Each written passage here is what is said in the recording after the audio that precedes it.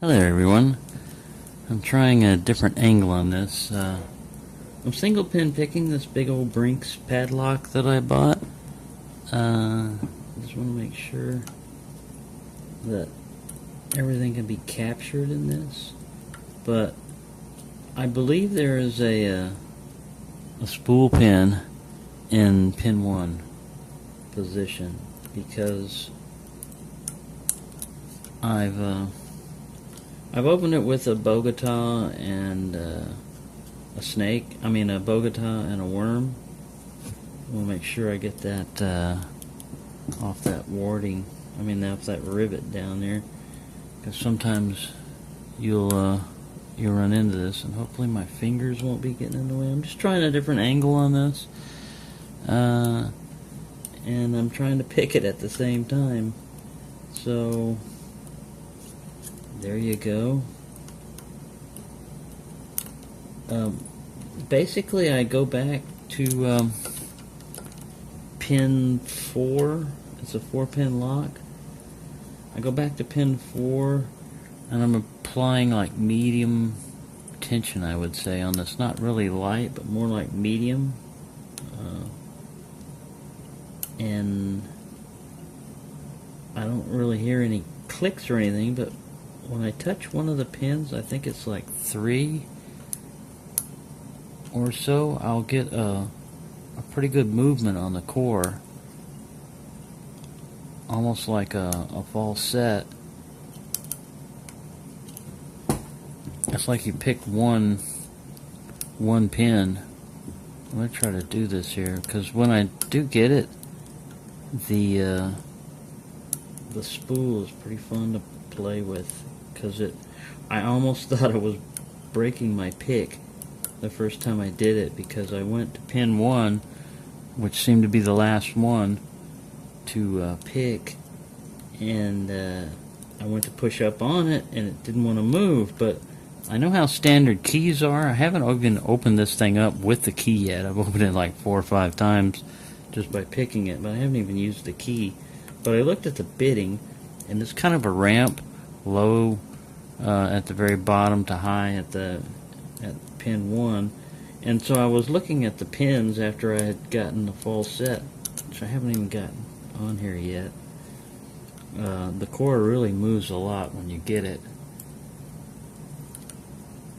but I lost my train of thought. It's not a train, it's a locomotive.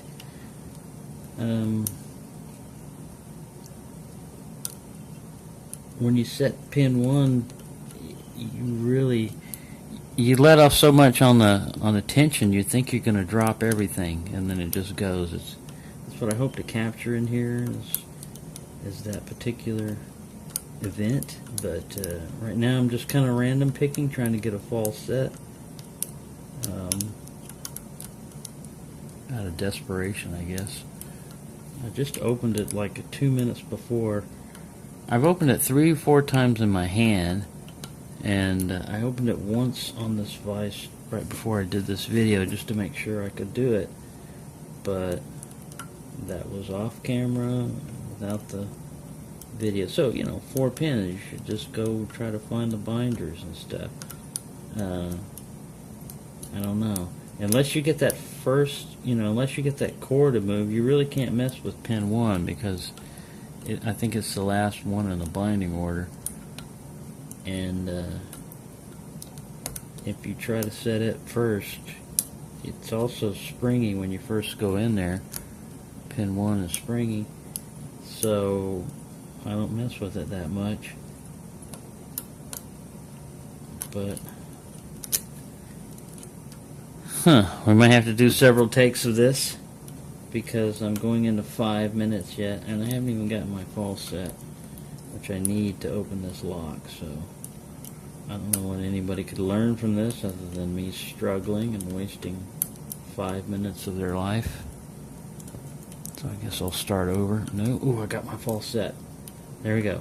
Now, it kind of grabbed the pick, but I got a pretty good turn on this. So now what I'm going to do is, I think pin 1 is the only one left, and I've got to I'm going off this warding down here, and I've got to lever him up without breaking the pick. There you go. There we go, there's an opening. I hope that was all captured on video. So there's me single pin picking. Like I said, I've yet to use this. There's the bitting we have on here. But pin 1 is like, it's acting like a spool.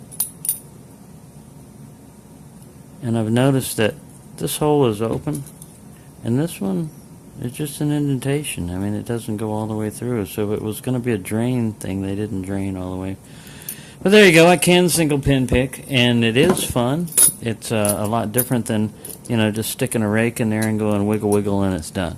So there you go. That's me single pin picking on a vise, and I'll do some more of that because that was quite enjoyable actually. I like spools. They're a lot of fun.